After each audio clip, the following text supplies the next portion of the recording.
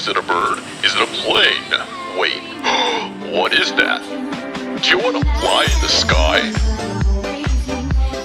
Do you want to shine bright like a diamond? Chill on Kev's record collection for a fair price of $92.99.99 and have all the greatest hits before they're gone. It's that time of year. We're going back to spooky season, and today we're gonna go down a list of a top 10 spooky episodes from TV series. It was a lot more difficult than anticipated. At first I was looking for a lot of Halloween-y themed episodes, but then I realized I really enjoyed the ones that were just more spooky overall, rather than specifically Halloween themed. So some of these might be a lot more low-key, not necessarily Halloween-y, but just carrying an overall spooky tone.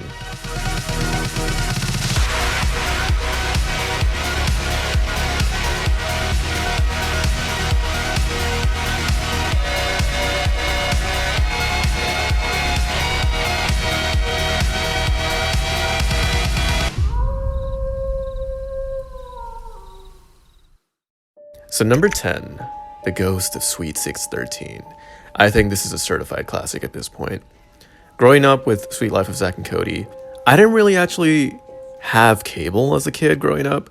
So my thing was, ABC Kids gonna rock today. Wait, is that how it goes?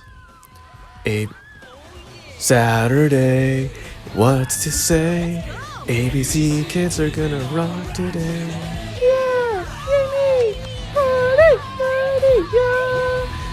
Oh, I freaking love that TV spot. It's gonna rock! Oh yeah! Good times! Alright! Give it up for the Emperor's New School right now on ABC Kids!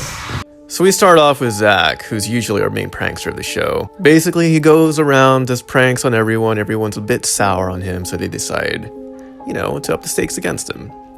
They find a haunted suite, Suite 613, which apparently 6 is supposed to represent the 6th day of the week, which is Friday, which anyone else out there feel like 5 times 5 equals Friday? Like 5 times 5 equals 25 equals Friday. And 4 times 4 equals 16 equals 30. You know what I mean? Okay, but 613 are the eerie numbers of the series. The tale goes that there was once a couple who lived there. The boyfriend/husband cheated on her. The woman was so mad, she smashed a hairbrush towards the mirror. The glass shattered towards her, and that was it. And her ghost, ever since, haunts the suite. So our main characters dare each other to go ahead and spend the night in Suite 613, and they get some spooky vibes. I used to watch this episode all the time as a kid on my PSP. Actually, that was probably the only episode I had on there, so... The biggest highlight is Esteban's actor. During the seance... Who dares to call me in the afterlife? You would smell... pizza? And just to talk a little bit more about the show itself, the hotel feels like a main character in itself. There's something very old school Hollywood about it, very slapstick humor. So I really appreciated a spooky spin on it. Not much else to say other than this is such a great episode to set up a spooky tone for October.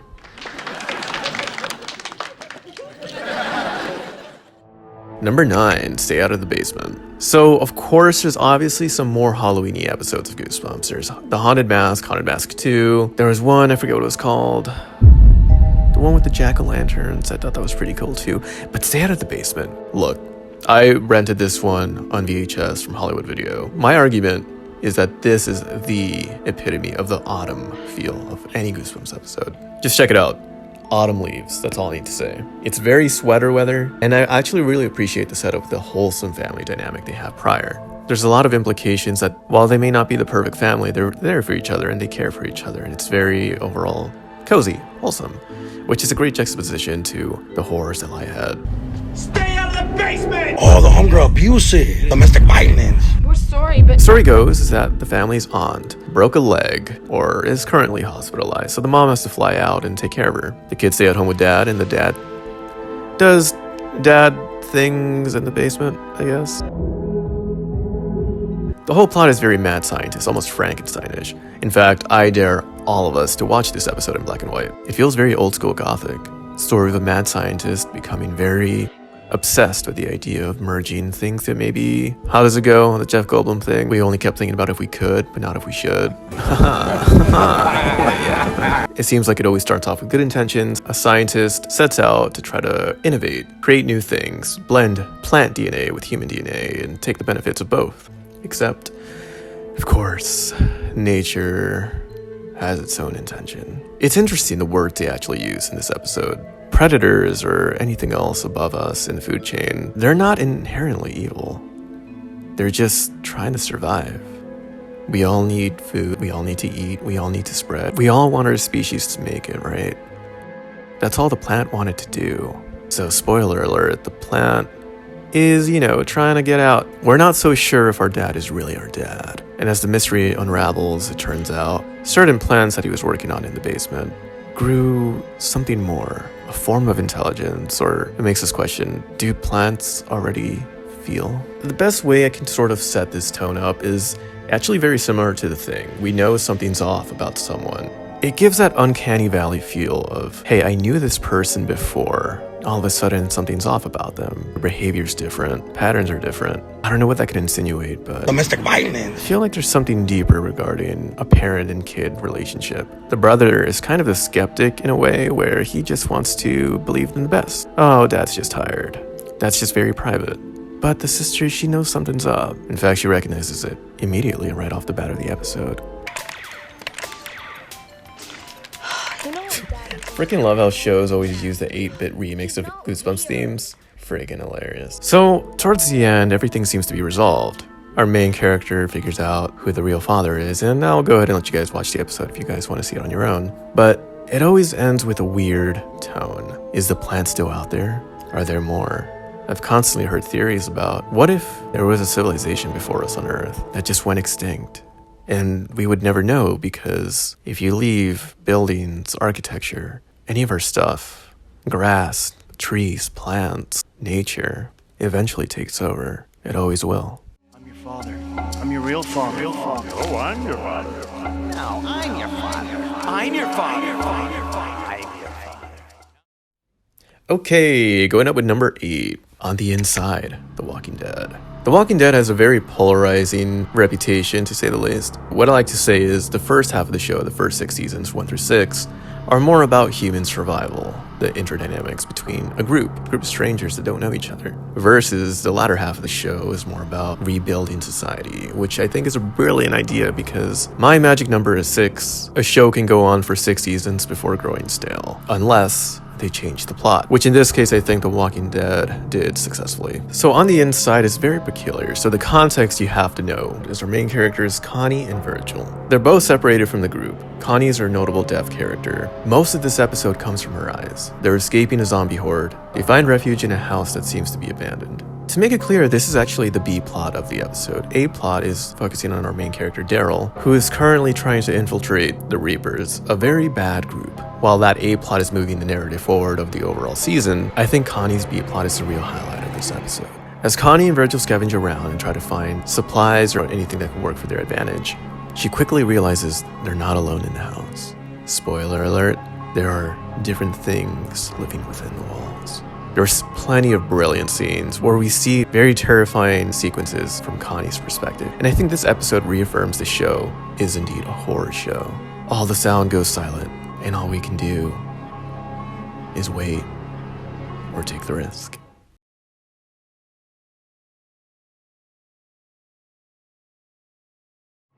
I do have to give a trigger warning for a couple reasons. For one, in Daryl's A plot, there are some scenes depicting the bad group torturing one of Daryl's friends. Pretty graphic. Some finger stuff, some fingernail stuff. It's not my favorite type of thing. But second, previous to this episode, Connie was actually trapped in a cave filled with walkers, filled with zombies. Throughout this episode, we actually see her suffer through PTSD, claustrophobia, just the entire idea of being swarmed by zombies. And I think this episode's payoff towards the end is one of the most character-driven arcs there have been. Specifically with just a few seconds of development, it changes her character entirely.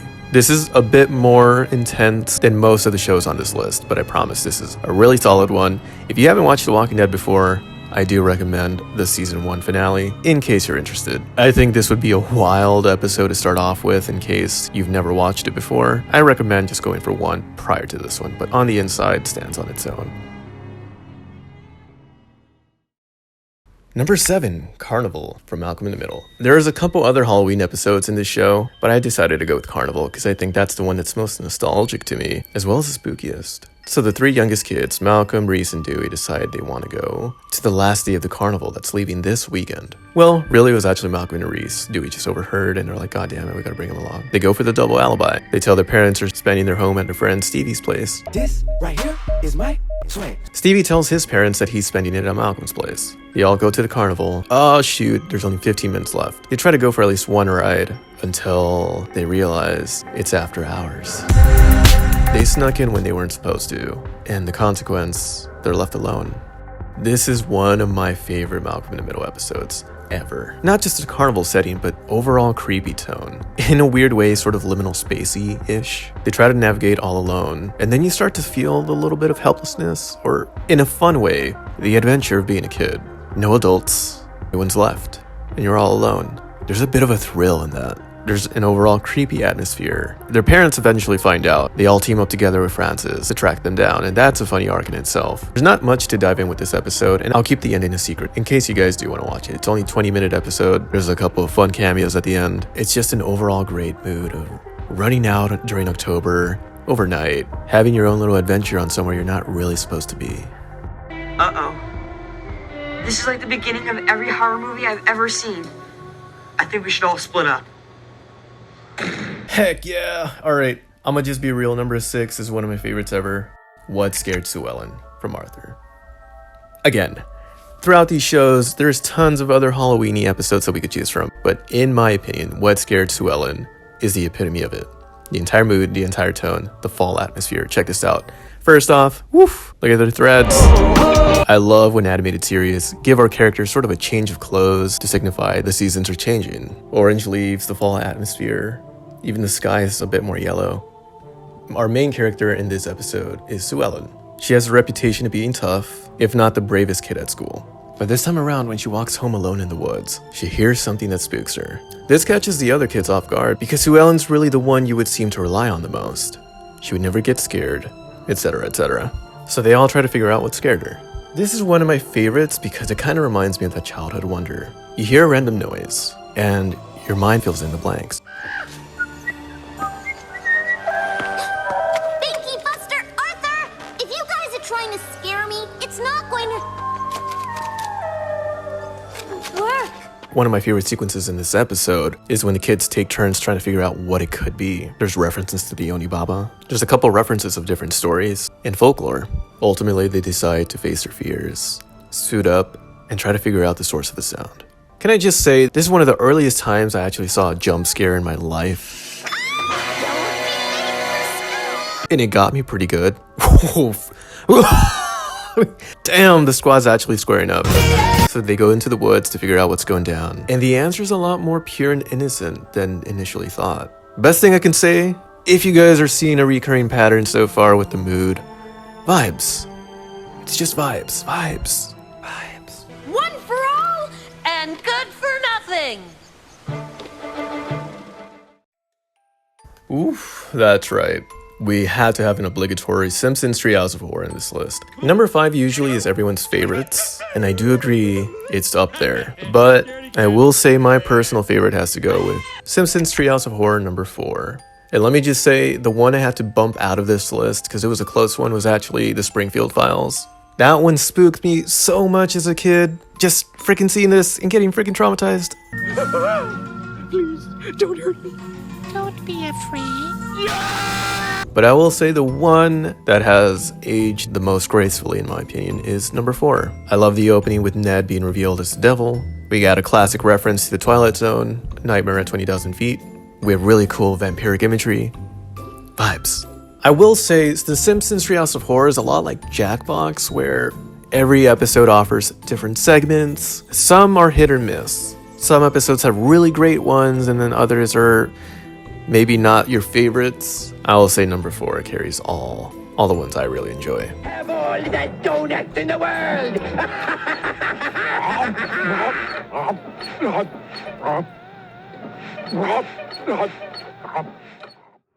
Alright, we're going into the nitty and gritty.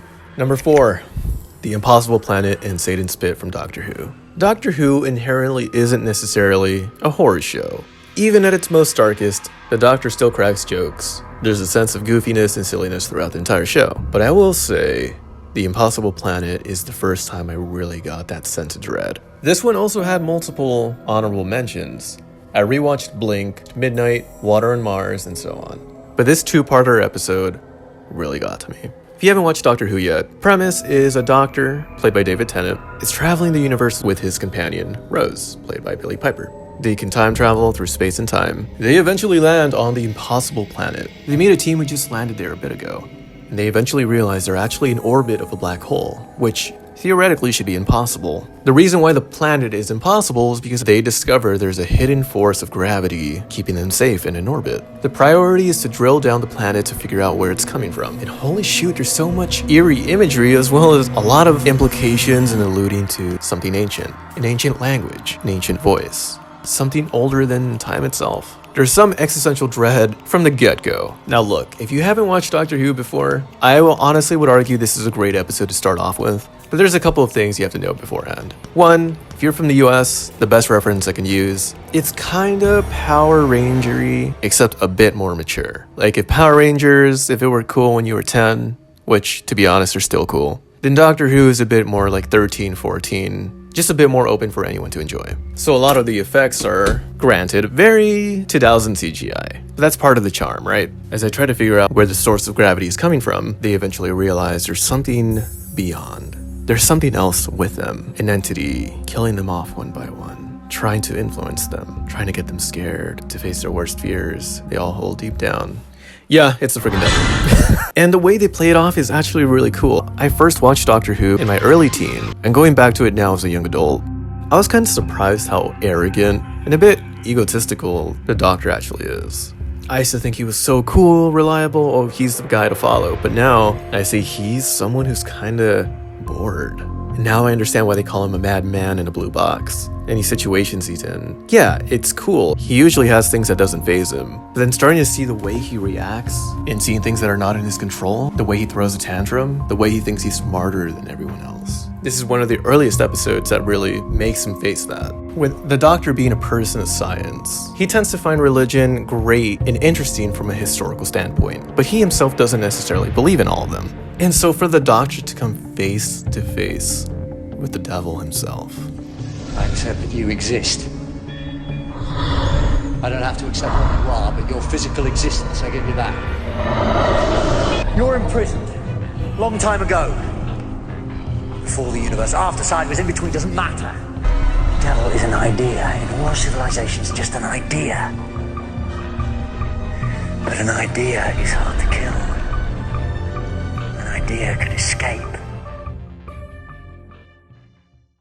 Number 3, Tricks and Treats, Freaks and Geeks. This is episode 3 of Freaks and Geeks. The show revolves around Lindsay, played by Linda Cardellini. She wants to branch out and not just be seen as a mathlete, a little bit of a geek. She wants to be cool, so she starts hanging out with the freaks, the stoners, the rock and rollers. I would say this episode in particular revolves around the concept of aging. We get 3 main storylines, one with Lindsay, one with Sam, her younger brother, and the last with their mom. Lindsay feels a bit guilty that she doesn't really want to hang with her mom as much anymore. But if she's ever going to grow up, she has to spend some time on her own, have her own adventures.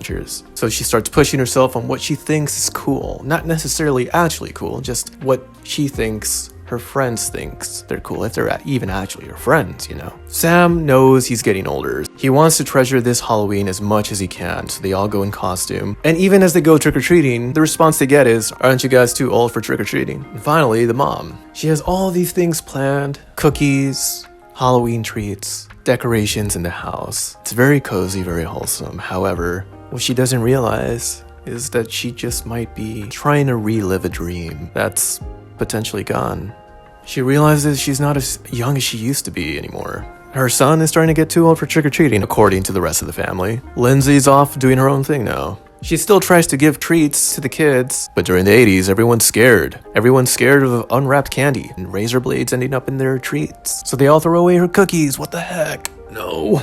There's an overall melancholic tone for this episode, in fact, the entire show. And for a while, I thought the mom was going to be the main character of this episode, but Lindsay proves to be the main protagonist when she shows her development. She accidentally eggs her younger brother. She goes back to apologize. She gets back home, realizes, although it's okay to explore and have an adventure and have a life of your own, there's a way to also just not leave people you love in the dust. She makes amends with her mom, and while she tries to apologize to Sam, he's not completely over it just yet, but she's trying. Overall, that's one of the most universal, subtle fears we all kind of carry. Aging. Just aging.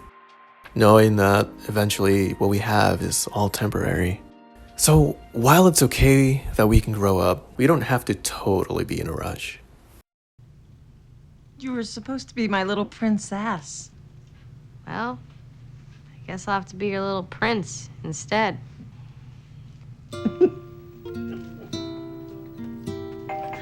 I'll get it. Oh. Aren't you the cutest things, Lindsay? Aren't they cute? Yeah, they are.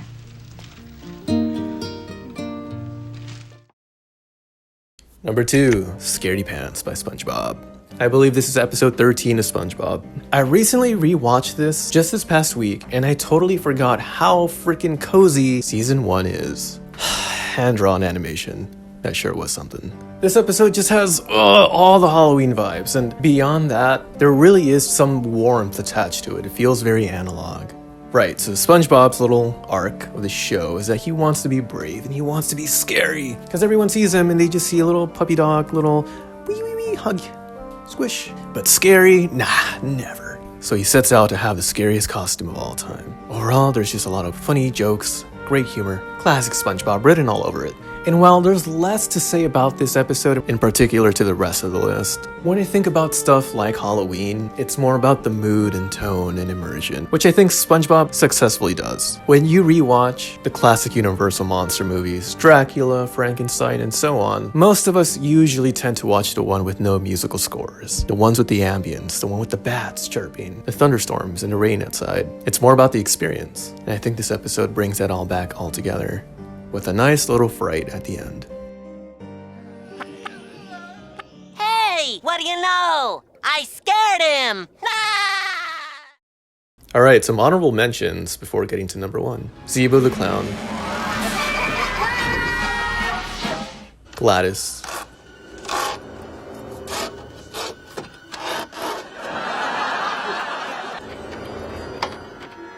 Gladys? Boy Meets World.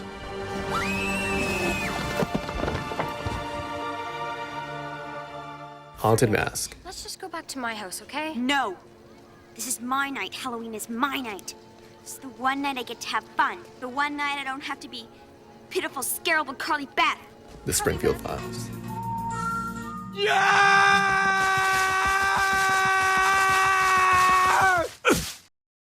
Number 1. It's the Great Pumpkin Charlie Brown. Peanuts always hits. Charlie Brown always hits. Let me tell you why. As of recent years, I can definitely say one of the things I personally struggled with the most is just living in the moment. If you're watching this, I'm assuming you're probably in your 20s or your 30s, maybe even 40s. And I think it's a universal feeling. There's certain responsibilities and stresses that come with the condition of growing up. What are you going to do with your life? You're going to constantly think about the future now. It was so bad for me, I almost planned like 30 years ahead of my life. And that's when I knew I had to dial it back down. When I think about the moments that stand out to me the most, the ones that I remember, it's not the events that I go to. It's not just the thrill or excitement anymore. My favorite moments are when I sit down and I just stare up at a light or just off into the distance. Something sort of away, like if I'm at a concert, yeah, I'm gonna freaking enjoy the concert, but when I sit down and maybe look up at the spotlights or just people next to me and just sort of soak in, hey, I'm actually here right now. Just reacting, soaking in, this is the world.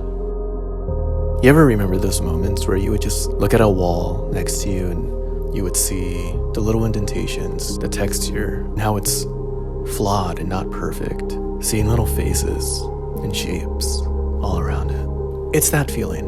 And so when I rewatch It's the Great Pumpkin, Charlie Brown, there's really not that much of a narrative, is there? The kids are going trick-or-treating. One of them stays behind by the pumpkin patch to wait for the Great Pumpkin. And that's all there is to it. There's not this huge plot we're aiming for. It's not trying to prove itself. It just is. And that's probably my favorite thing about the Charlie Brown specials. It's just allowing ourselves to exist.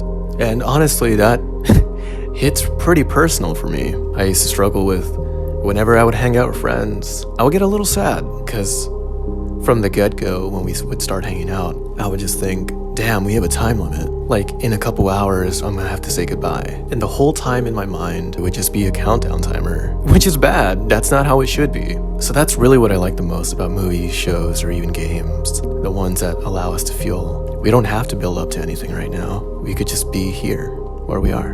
And it's not about escaping. It's about realizing we don't have to build up to so much, at least not right away. Yeah, we can get there, for sure. But what's the point of getting there if we don't get to enjoy the time getting there? I don't see how a pumpkin patch could be more sincere than this one.